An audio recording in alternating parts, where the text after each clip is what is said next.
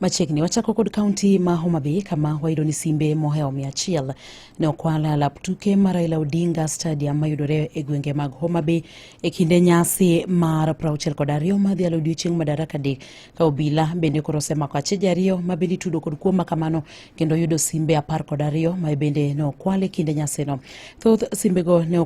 okwal gotiene kinde ma bende oganda mathoth ne laro donjo e alap tuke no.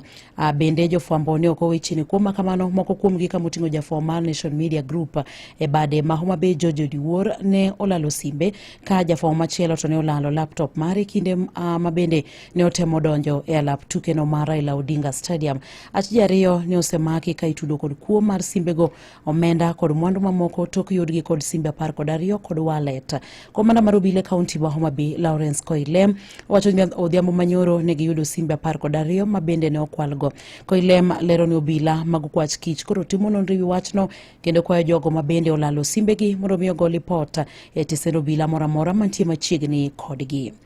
Wadhi kaunti ma Migori